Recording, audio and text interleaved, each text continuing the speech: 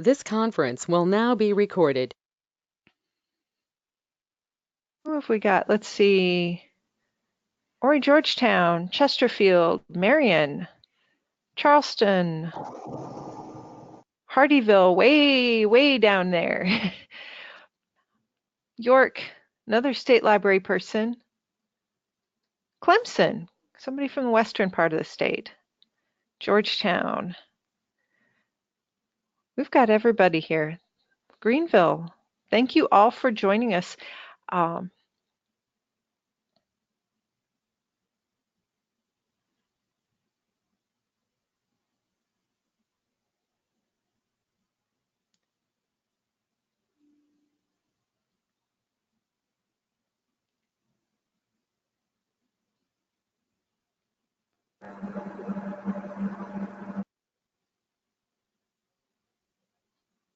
Let's see.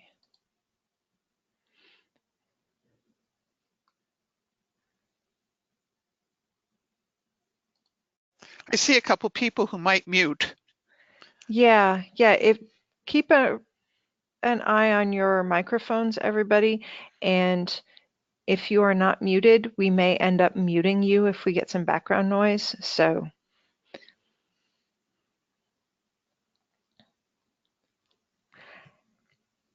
And it is almost 5 after, so if you'd like to go ahead and get started. I will do that. Thank you very much. Thank you. Thank you, Tiffany, and thank you folks for joining us today. This is Pat Wagner in Denver, Colorado with Pattern Research, Inc. And the topic of our program today is Who Does What Work? Mastering the Organizational Map. And this is a program that I've been doing on and off now for, let's just say, about 20 years. And it's one of the models that I use in so many different workshops and consulting I do with libraries all over the United States. Strategic planning, project management, leadership institutes, assessing managers, helping to build better working boards, promotions, hiring, all these kinds of things, even understanding conflicts among different personnel in a library as well. So it's a pretty popular program, and it's a little bit different than some of the programs that I do. Every program that I do has a main point, a key idea, and the key idea today is that we have 3 points of view, 3 sets of skills, 3 ways of looking at how you work in a library, and every point of view is equal in how they're needed for success. Each one of them is absolutely equal. And people sometimes don't believe this because they think, well, maybe, the director is more important than a shelver, but not in this model.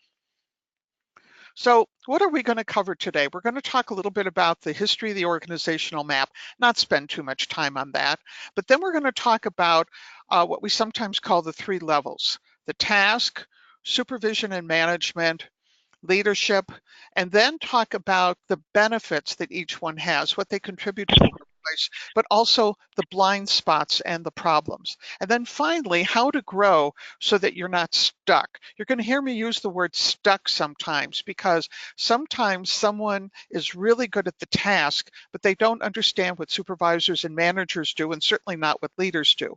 Sometimes leaders get stuck. So we want to unstick people as we inform them about how this model works. So here's the 3 points of view we'll be talking about today. We're going to be talking about task, supervision and management, and leadership. 3 important outcomes. Part of what we do with this model is about recruiting and appointing people, and that includes promoting from within and without. And one of the big mistakes that we make in Western society, not just in the United States, that we tend to promote people based on how long they've been on the job, in effect, the tenure that they've been on the job, whether or not they have the right skill set for it. So what we'd like to do is to give you a different way at looking at skill sets. And also, I'm hoping that someday when I'm queen, we're no longer going to promote people simply because they've been on the job 15 years, because the skill sets needed by each of these 3 levels are very, very different. You can be really good at one of them and not so good at the other.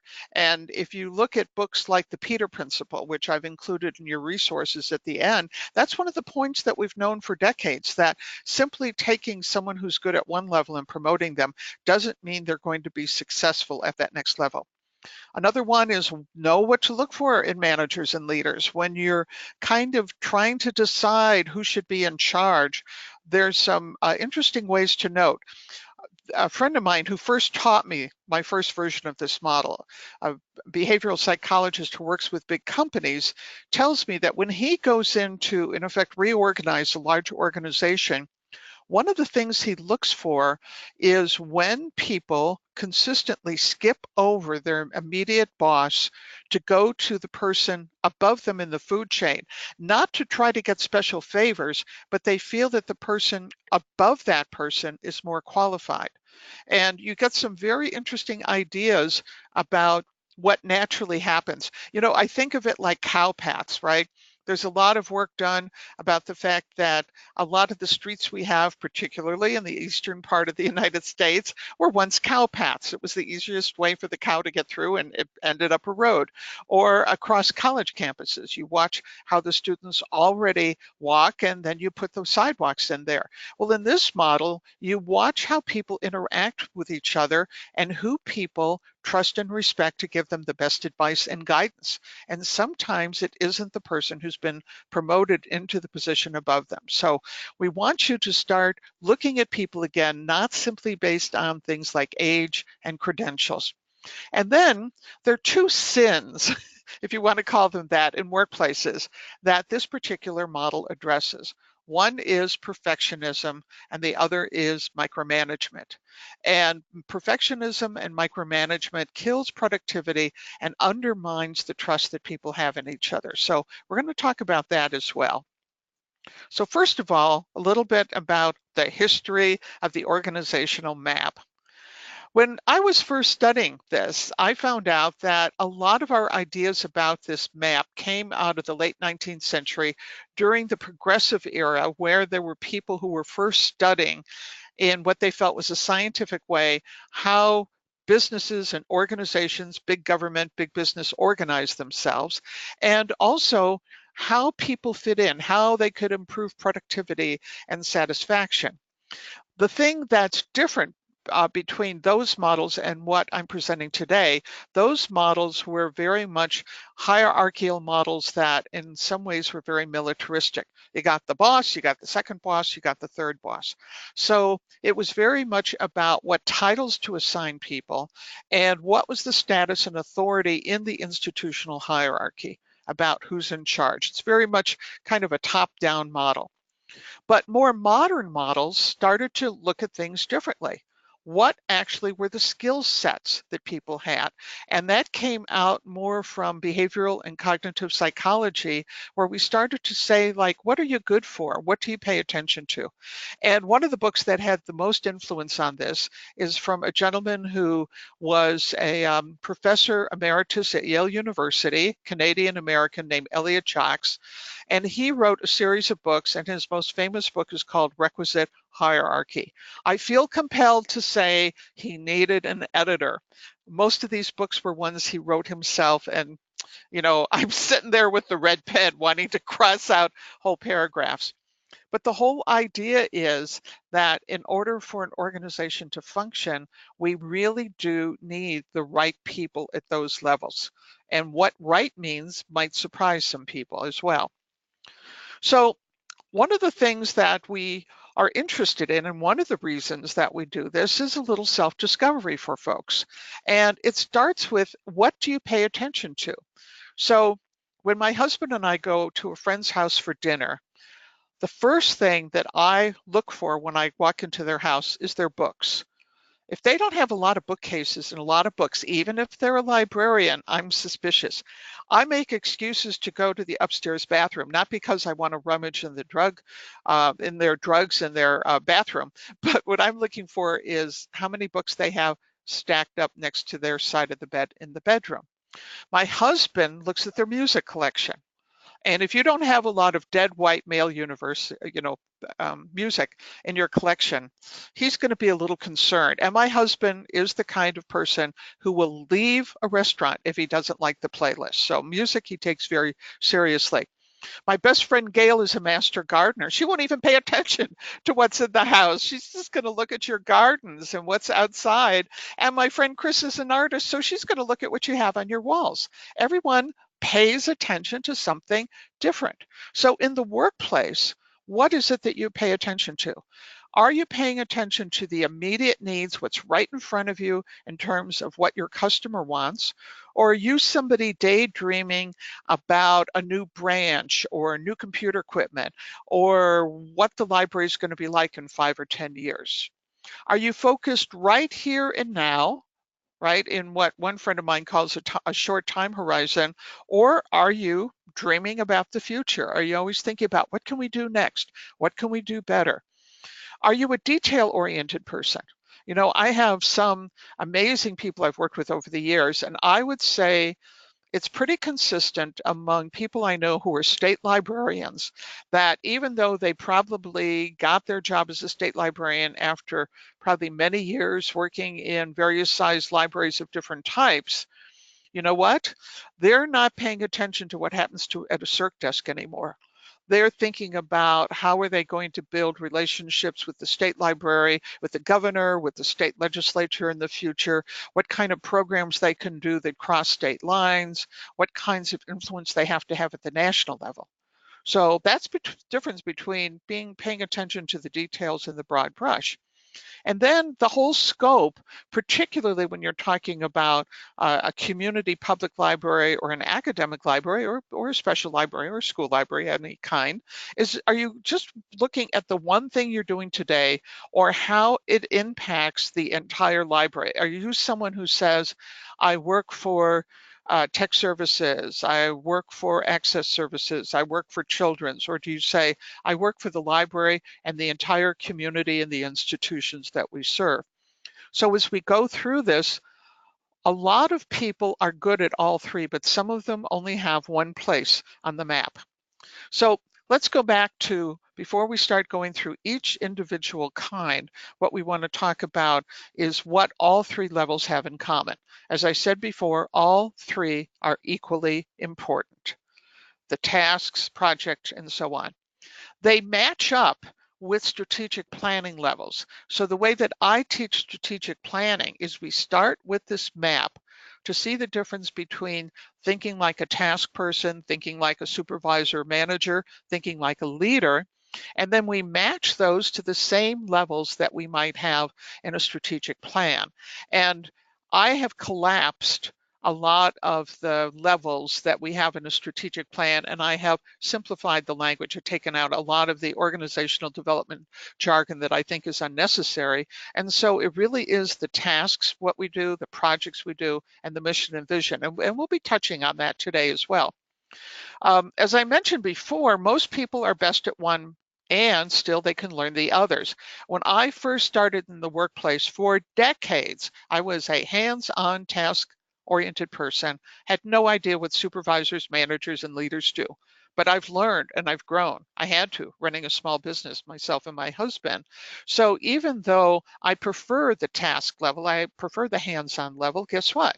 I've gotten much better at supervision, much better at management. And, you know, I think I'm getting better at leadership as well. The irony, of course, is I teach in many leadership institutes around the country for libraries. But on the other hand, I support leaders. I don't know necessarily if I'm always a leader myself, but I'm better at it. And for an organization to succeed, it has to have all three kinds of personnel. And if an organization is struggling, there's reasons for that. An organization that's all puff and mirrors and smoke and fancy talk about things might not actually produce products and services at the task level. And so then we say they need to actually beef up what they're doing at that level.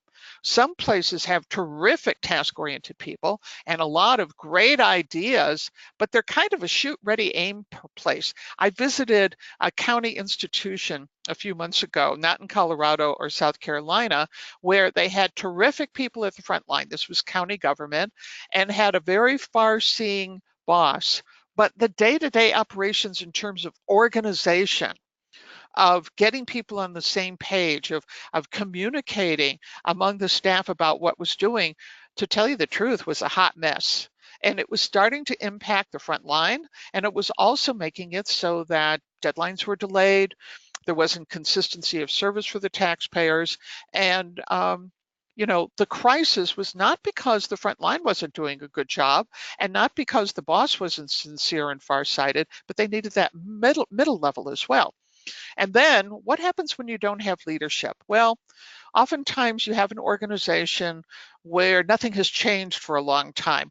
My mom used to call them brigadoon organizations. I always thought that was amusing. A brigadoon place is a place where you wake up every 50 years and nothing has changed.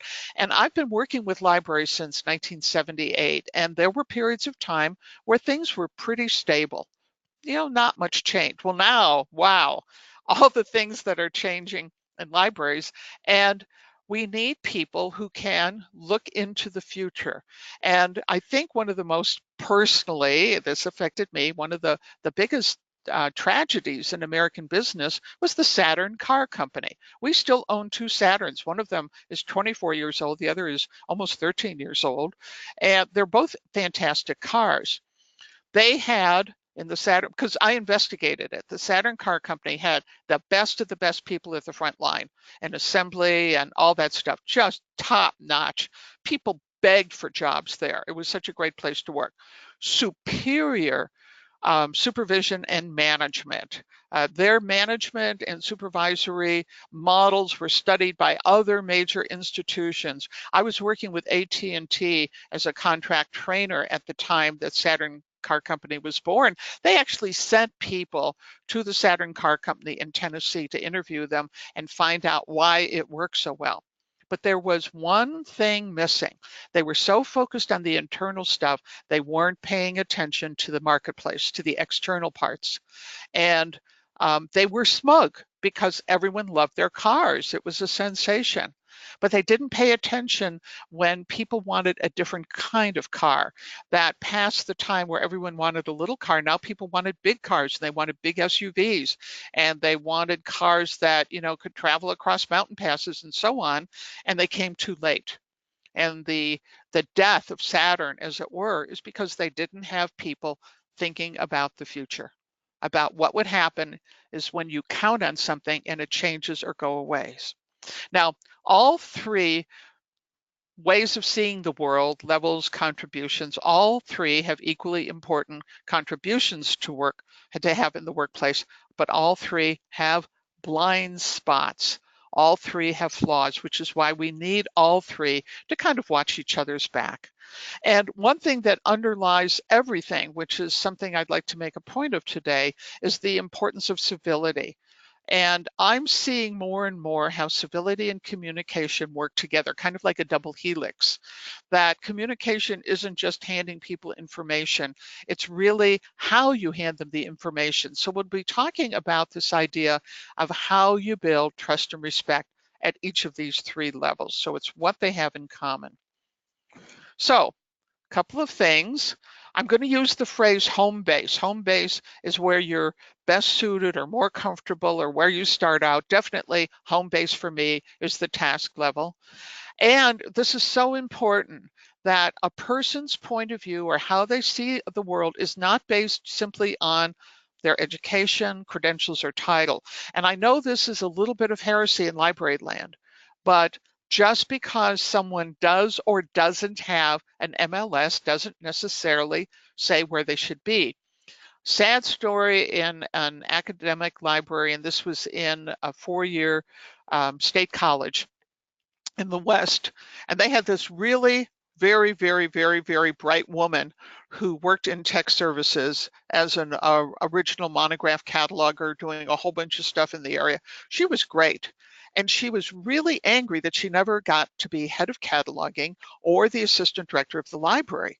Well, can I be honest? Her interpersonal skills kind of sucked. She wasn't that well organized. She wasn't a big picture person, but she had an idea, and she told the director, and the director said, no, this is not going to work.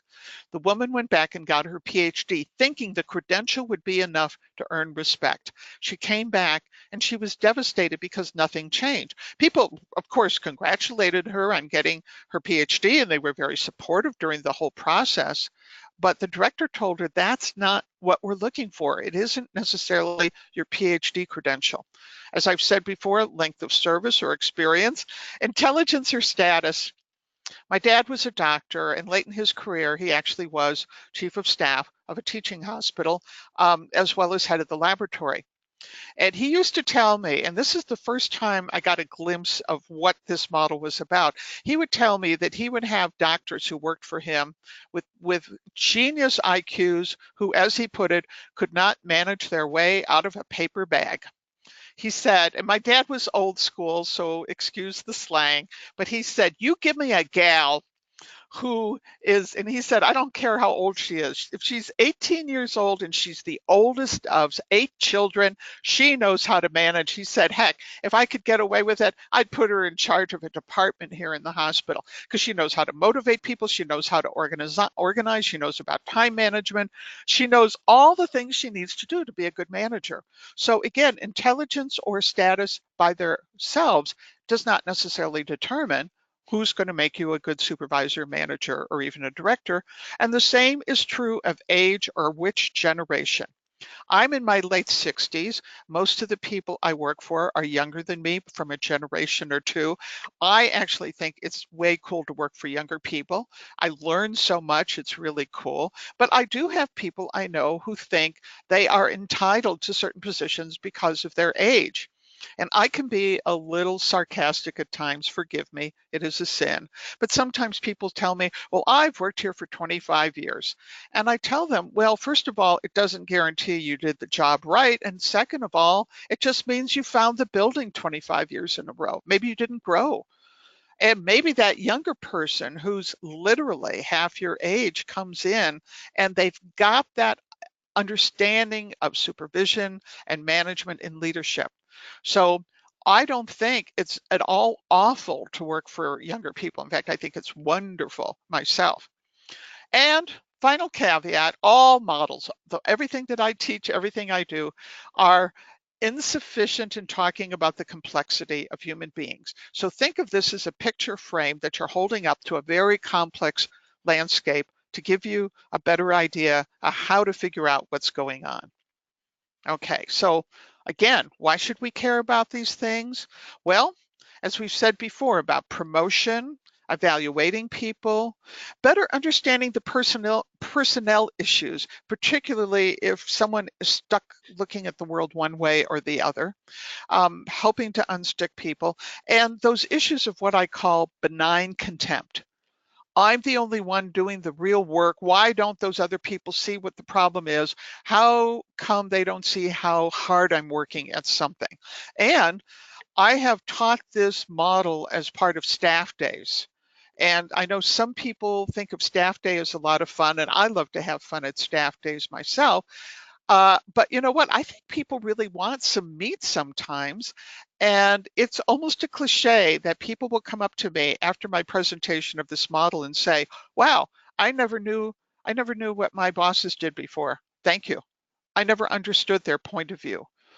And other people would go, oh my goodness, that's why that person who is so smart and accomplished as a reference librarian totally failed as the head of reference. And now I have a better idea of what happened and why it happened. So hopefully this will help you map your territory as well. Okay, so first of all, we have a little exercise, and I'm hoping that those of you who are watching it live, hopefully a lot of you are watching it recorded, will use the black and white slide handout that was provided to make notes and hopefully take this back to your own workplace. So one thing you can have people do, and I've done this not just for staff, but also for library trustees, is to make a list of those 10 things that you do on a regular basis that you believe make the biggest contributions to your library's workplace.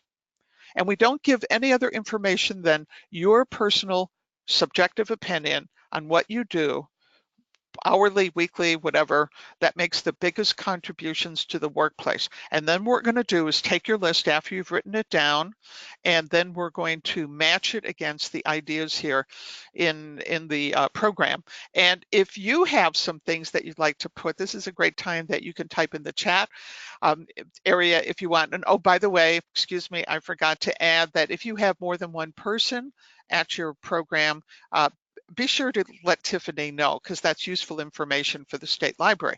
But if you think about what are the things you do that make the biggest contribution to your library, feel free to type this in as we talk through the next program. So first of all, let's talk about the task. And I am a task level person. And the first thing to understand that when we talk about the task level, if we're talking about janitors and brain surgeons, we're talking about subject matter specialists, and we're talking about shelvers. It's everybody who does something that they are working on a task, a project, no matter how intelligent or they need to be, or how complex or how educated or something like this, that we're not just talking about someone who does a menial job. That's not it at all. It's about the present moment, what they have their hands on. And oftentimes it also has what we might call a fix-it mentality. Now, I'm Pat Wagner, a task level person. That's my home base. And I love to fix things. My husband has a longer view of the world. He is much more likely to look for underlying causes. What's the long game, in effect, we have to play? He's more patient than I am. These are all generalities, but I am definitely a shoot, ready, aim person. So I am great at a circ desk. I love crazy people. I like human beings. I think teenage boys are funny. I grew up in the south side of Chicago. There ain't nothing that some kid's going to say or do that's going to upset me. Seen, heard it all pretty much. So I love that, boom, boom, boom. And then a problem comes. I'm really quick on the trigger. I can fix it. I'm good at putting Band-Aids on things, but maybe not necessarily so good at thinking about, are you patient enough for the longer fix? Now, one of the most important things I can contribute to the library, I am the eyes and ears and hands of the library. I'm where the procedures are written. I'm where we gather in information. And also, and we'll talk about this in a moment, I test all those great ideas people have in their strategic plan about what actually happens. What actually happens. And my way of responding to the world, as I've said before, is reaction. I'm in the now right there. So I'm very good at interacting with an audience. I'm very good at dealing with crises. Event planning is something that I'm very good at. And I kind of get that adrenaline high, I have to say. And I also love those times where I'm designing something, like designing a webinar or designing a brochure, where I can just focus on the details and spend 4 hours getting the right color and the right font. I buy fonts, but I can stop anytime I want. And in the strategic plan, that's what we call the tactics. That's the details of how exactly the work gets done, which I think is something that's the responsibility of all those terrific clerical, technical, and professional people that you've hired in your library, because they'll figure out how exactly to get the work done. So here's a little exercise. I'm going to put this question up here. And the question is this: what, in your opinion, makes the task level more attractive to many people, and not just to those who work in libraries? What's appealing about being that task level person?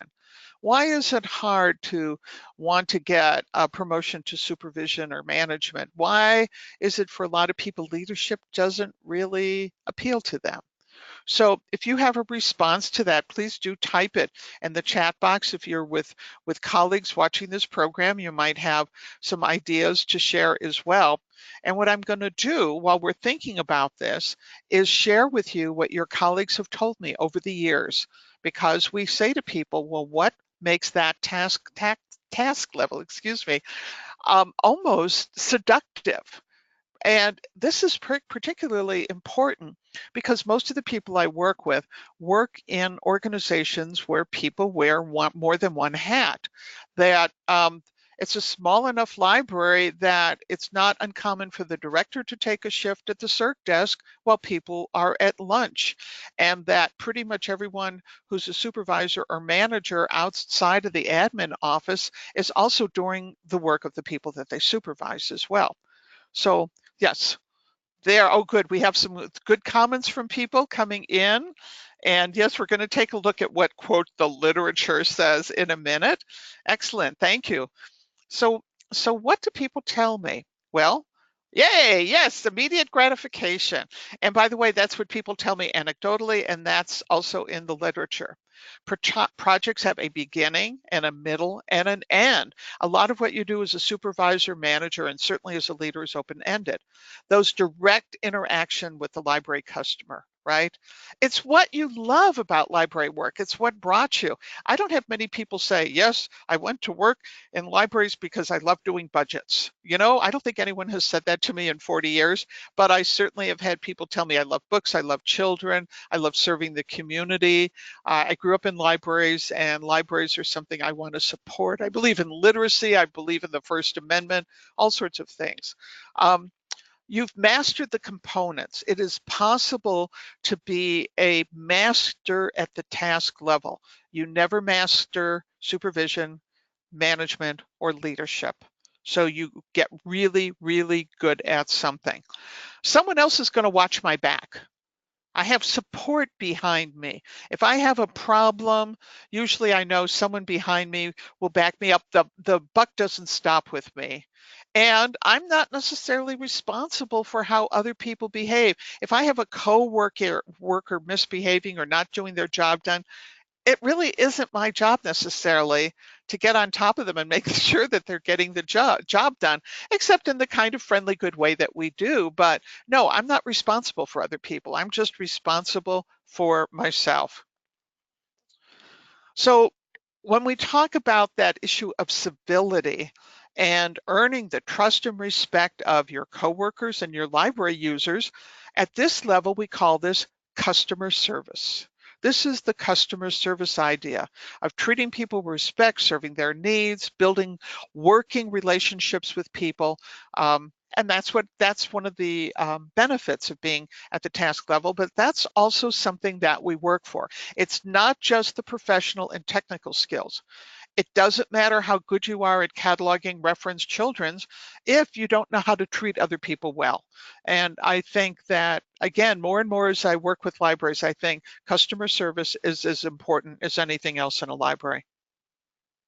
So in that list that you may not have time to work on today, but you may work on in the future, you can put a T next to anything that you wrote down that are, in your opinion, a task about those technical and professional abilities you have.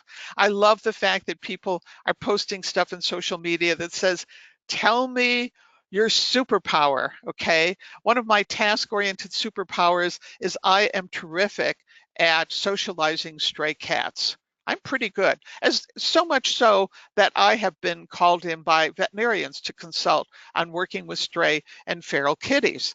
And my husband calls me the cat whisperer, that some stray cat that won't come to anyone else will come to me. So I don't know what your superpower is, but you might think of the task level as, what is your superpower? You know, I make darn good blintzes. My grandma from Russia taught me how to make very, very good blintzes. That's another superpower I have. And in the workplace, you tell me, Pat, we need a great brochure in 2 hours.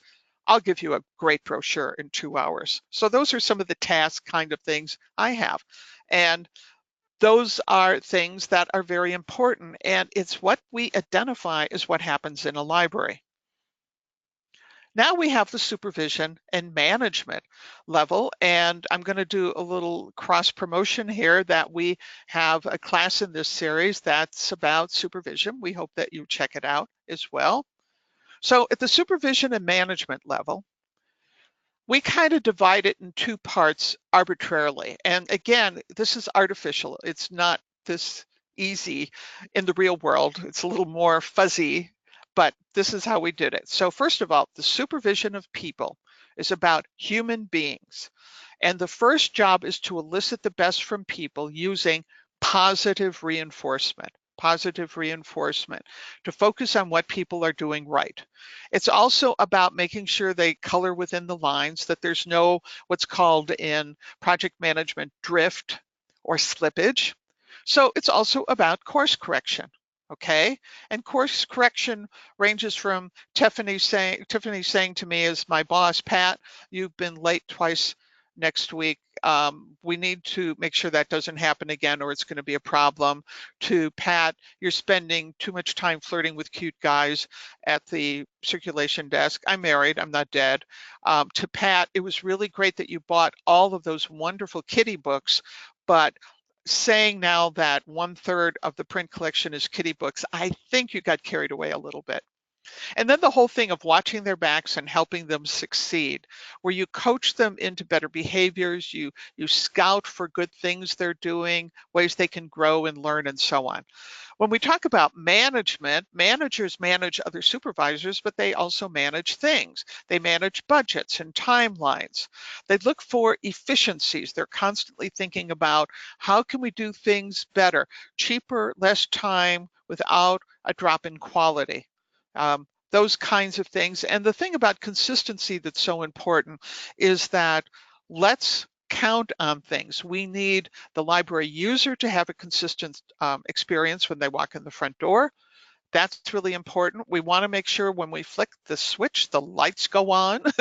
That's important, you know. So it's some people manage to be promoted up to manager partly because they don't like people. So they love the budget sheets and they love all that stuff, but they're not so good at the people part. And the truth is everybody needs both. So the big difference is that the people who are supervisors and managers have to coordinate and collaborate among many people and projects. So they have longer timelines. They don't have the short time horizon that a person who's a task person does. It's the longer thing. They're thinking about what's going to happen in weeks and months. And very arbitrarily, in my model, I say that a good manager in particular is thinking about 2 fiscal cycles ahead, 2 years ahead in terms of funding and building projects and computer initiatives, whatever is going on like that. And they're responsible at what we call the policy level. That's kind of the structure and framework of rules that keeps everyone on track, which is very different from simply the procedure to check out a book or the procedure to set up a room for a story hour. Those are the policies that really have to do with the bigger sets of rules that we have in terms of customer behavior, things that might have even more of a legal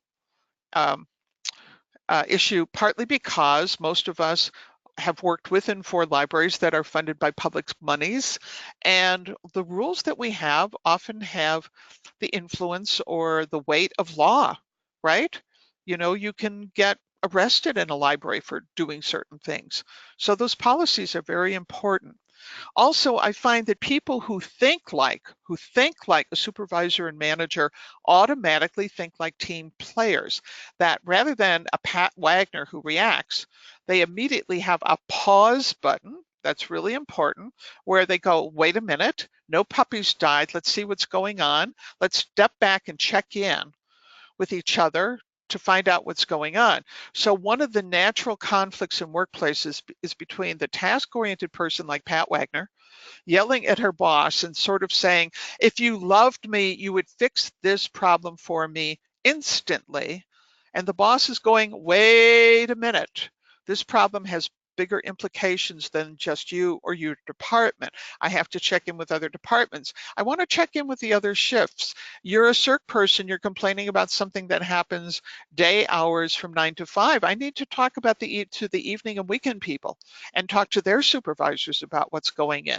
It's almost becomes an automatic, and I have to say that was one of the big growths that I experienced, growing from just looking at the task level to also being able to look at the management, the supervisory level, and not to think I'm the only person on the planet, but to realize how much even small decisions I make affect other people.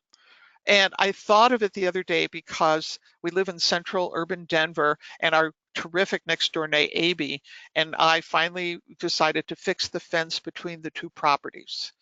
And the whole process of she and I checking in with each other and checking in with the contractor, and my husband having his 2 cents about what needs to go in. I include my husband in some decision making. um, that's not how I would have done it a few years ago. I just would have taken care of everything on my own and said, okay, Amy, it's all done. Not even thinking if she wanted a new fence or not, seriously. So I like this idea. And by the way, one of my secret goals, regardless of where your position is, I want you to think like a manager. I want people, no matter what they do in a library, to pause, step back, and check in with other people. And in the strategic plan, that's the level where we're thinking about the projects that we do. It's what we do. Tasks are how exactly we do it, but what are those projects that we do in the strategic plan to make changes about things as well? So what are some of the differences between the task level?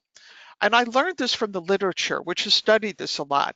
People who are good at management and supervision have a better tolerance for, and I'm quoting now, ambiguity and uncertainty.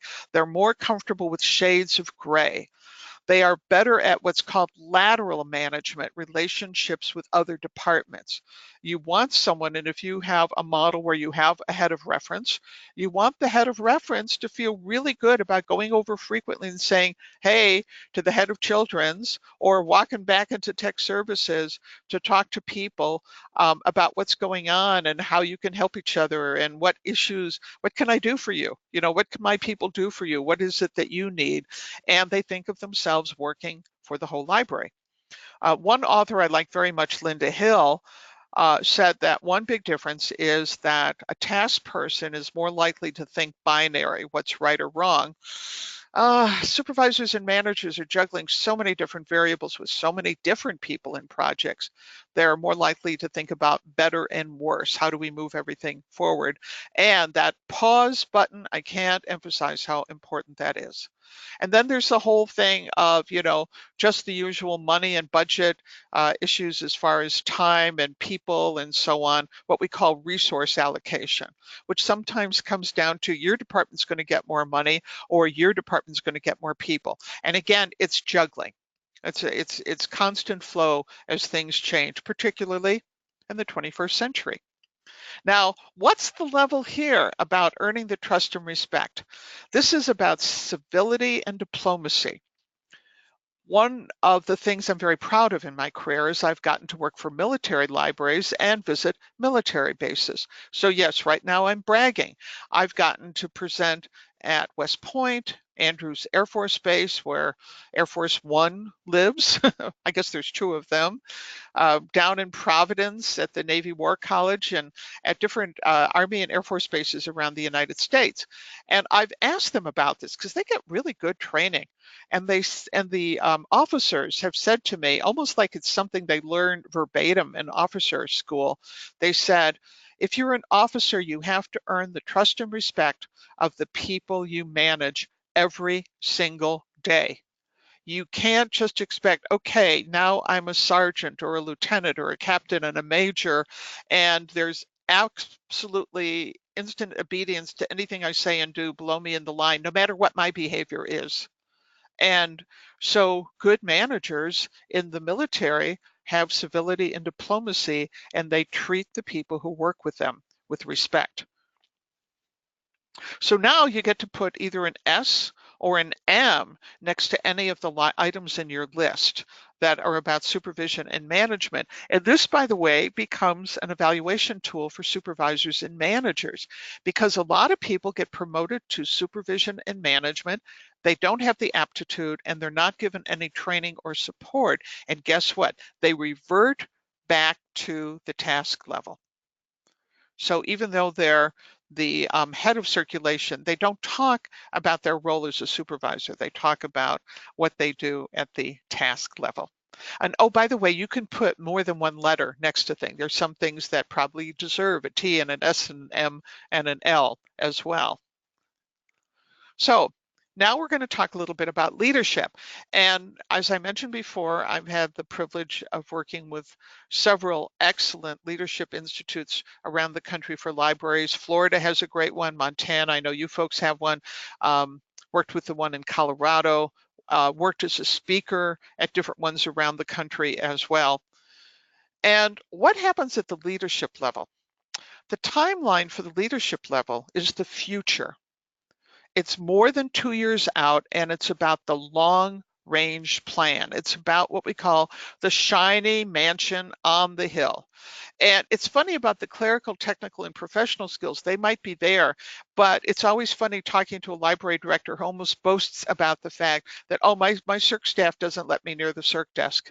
Oh, no, I haven't been at a reference, I haven't answered a reference question in 10 years. But you know what? I'm really good at getting money out of the state legislature. I'm really good at lobbying Congress for better resources for libraries. There's a whole bunch of things I'm good at, but not necessarily the kind of thing that happens particularly at the task level. Constantly investment in partnerships. And this is one of those things that sometimes tick people in a library off. Why is the director going to that club again? Why are they going to the Optimist to get money for the book budget? Why are they spending so much time with the hoity-toity people in town to get more money for the library? You know, there's a lot of lunching that goes on that doesn't look like real work to some people. And this is where, too, the director is supposed to be the person who really, with the trustees and the input of the staff and the community, really thinks about what are the principles that the library has? How are those involved? And in the same way that Pat Wagner, my response is reaction. A leader is anticipating. It's about anticipation, thinking about what's changing in the future and what should the library be ready for, which is different than simply reacting to what happens in your face. You know, good leaders are not about crisis management. Good leaders are about, this is what's going to happen in 5 years. So they look at a map of their county and realize that there's going to be a lot of growth south of the main center of town where the big library now exists, and they really need to build their branch there. Well, they build the branch there and everyone's all upset. You built the branch in the middle of a bunch of empty fields. What were you thinking? Well, 5 years later, that's the busiest part of the county. And everyone is thinking, wow, that was really smart of us to build a branch there, right? Forgetting that the director saw the future and saw what was going to happen and was willing to take the risk. So for me, one of the most important parts of being a leader in the 21st century for a library is the idea of being that change agent and thinking about what is the library's new destination. And as I go around the country and see all the new and interesting and wonderful things that libraries are doing, I see more and more libraries thinking about the futures of the communities and institutions they serve. And I think that's the right thing. And then again, in terms of a strategic plan, that's about the mission and vision. Where are we going and why are we going there? And that's how leaders see the world. So what's different about leadership? One thing is that if you're a leader, your focus in a library will be more outside the library. I differentiate between someone who's great at leading people inside a library versus what a quote leader does. It's like my husband would say leader sub 1 and leader sub 2. So it's great if people inside the library love you, but how about those political and economic decision makers who hold the purse strings in your county and have influence in supporting the library's political decisions in terms of things like the First Amendment. What's that about? I remember a library director here in Colorado making a speech to her staff one day during a time of change. And she said, you know what? She said, I have bad news for everyone here, because you know what my first job is to make the Board of Trustees happy. If I make the Board of Trustees happy, we will have the money, resources, everything we need to get everything else done. So guess what? I have to sometimes pay attention to what they say in order to get what we need to be a great library. And she did build a great library. But there were some people who were ticked off at her for that. More focus, particularly in these days, about those fundamental changes. And we still have people saying, I don't like where libraries are going. And my response is, I understand, I'm a great book lover and I love traditional libraries, but it will never be 1953 again. Sorry. The politics, the relationships with the other change agents, talking to people in the public, private, nonprofit sectors about what wakes them up at 3 o'clock in the morning and what do they see happening in the future.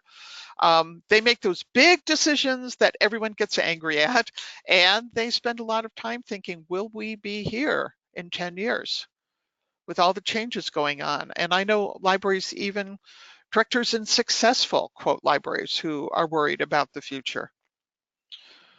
And this is where we talk about influence, earning the trust and respect of not just the personnel in the library, but those, as I said before, financial and political decision makers, the local media, and the greater community where the library serves.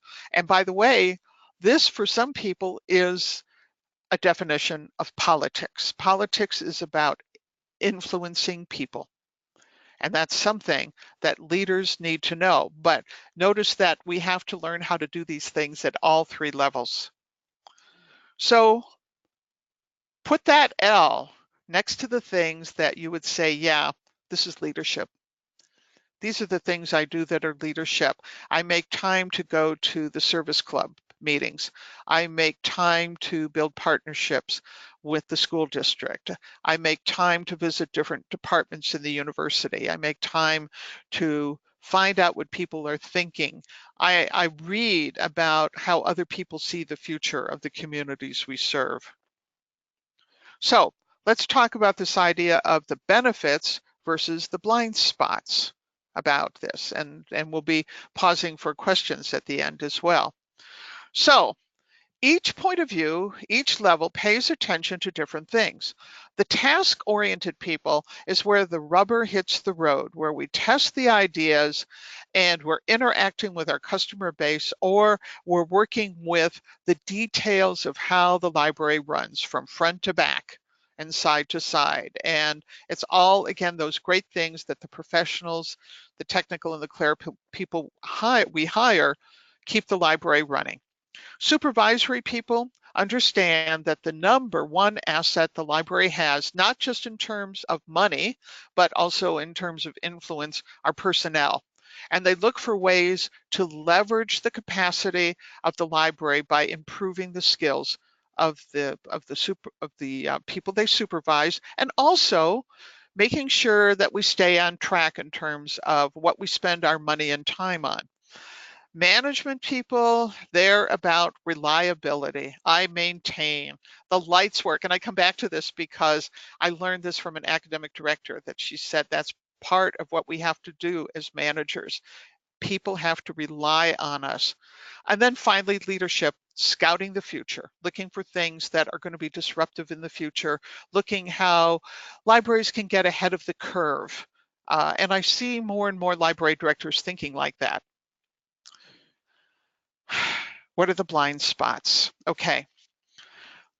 People at the task level sometimes are perfectionists. And when I say they steal resources, what I mean is that if they're given a task to do that's supposed to take 1 hour and they spend 4 hours, they've just stolen 3 hours of their time out of the budget, which could have been used for something else. And if you do A+ work in the average library, you won't have time for communication and civility. You won't have time for communicating up the chain. You won't have time to be a good supervisor or manager. And that's one of the reasons that we have people who don't do so well at supervision, is they can't give up the perfectionism that they could kind of hide when they were a task person. Lurkers are people who complain all the time, but they don't want to serve on that collaborative committee, and they certainly don't want to take on any kind of supervisory or management things, but boy, do they complain. At the supervision management level, we sometimes find list makers, which are kind of like the perfectionists at the supervisory and management level. They're the ones who plan and plan and plan and plan and plan and plan and plan, but they can't execute. Bureaucrats think the goal is to obey the rules. And I've done exercises with CERC people sometimes, particularly ones who've been at the desk a long time, where we ask them to write down what they think the role and mission is of the circulation desk. And they actually put down the number one thing is to make the customers obey the rules. And we're like, nah, that's not really it. Micromanagers often are perfectionists, but they're often people who keep trying to be the task person, and they interfere with the work. They interfere with how things are done. That's what task people are supposed to be doing. They aren't able to pay attention to the bigger picture. And leadership, we get the lone eagles who don't get input from anyone. They don't realize they're working for an enterprise. We've got the loose cannons who break agreements about how things are done and just go off and do them any way they want to. And then we have the elitists who behave as if they really do think they're better than other people. So, of course, nobody watching this today commits any of these sins. But how do we grow? Now, here are the ways that I think are the best, and the number one way to grow in your job and to get unstuck if you're at one of those three levels is mentorship, to find people who work at the other levels inside and outside your library to coach you and guide you, give you their perspective so you have more empathy for what other people do. You can, if your library doesn't allow you a chance for growth, you can take roles in professional associations and committees. You can volunteer for shifts so that you learn what somebody else is doing. You can find ways to do apprenticeships and work shares. And when I say roles in professional associations, it might be in charities that you work with or things that you do in your community as well. So here are some books that I came up with and one really good website to give you more information about the map.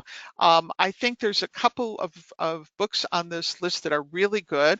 I would suggest the Linda Hill book, Becoming a Manager. Obviously, Elliot Jacks's book, Requisite Organization and Requisite Hierarchy. He's got several different books. Joan Magretta's book about what management is, and also this Maryville URL about the history of business management that has some really interesting links to different studies that were done over 100 years ago about how people communicate. So I'm going to turn things back over to Tiffany. If you have questions at this time, folks, something I missed or something that you want me to see, this would be a good time to use the chat box. And we'll see how much time we have. We started a little late, but again, I'll turn it over to Tiffany. All right, what questions do we have for our presenter?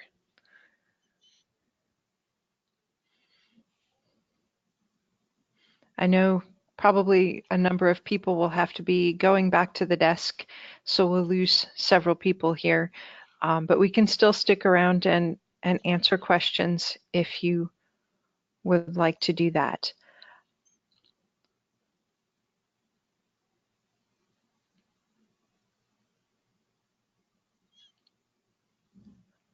I don't see anybody typing, so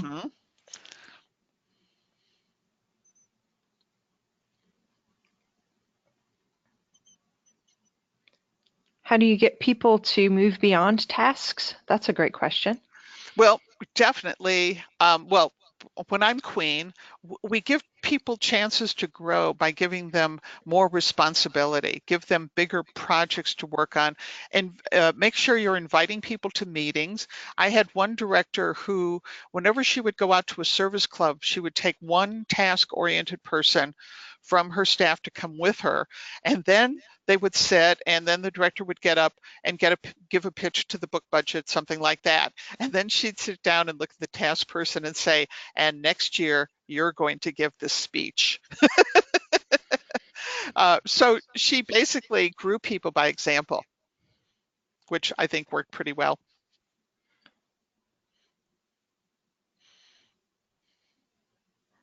I do find that some organizations take really good task people and try to make them into supervisors, managers, leaders, when really they're just a very good task person. Yeah, it and happens. That, to some extent, is not a hugely productive thing to do. And it's kind of sad. I would say 10 to 15% of the time, someone, no matter how good they are, isn't going to be able to go up to supervision management. And I've even had people after a staff day dragging their boss with me and say, I realize this, I'm a task-oriented person, I'm a lousy manager, I'm a lousy supervisor, I want a demotion. And inevitably their boss will say the same thing, but you're so smart. And then we go, no, it has nothing to do with IQ or smartness. And I think I've done as much good for libraries sometimes, getting libraries to stop doing that, than I have to helping really great talent in those areas promote. And again, I would make a lousy supervisor manager, and my husband, who by the way has a genius IQ and has studied under Nobel Prize winners, would make a horrific supervisor manager. But at the tasks he does, he is superb.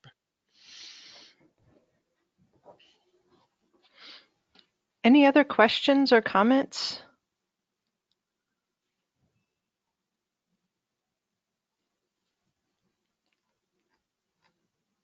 Kind of a quiet group today. Mm-hmm.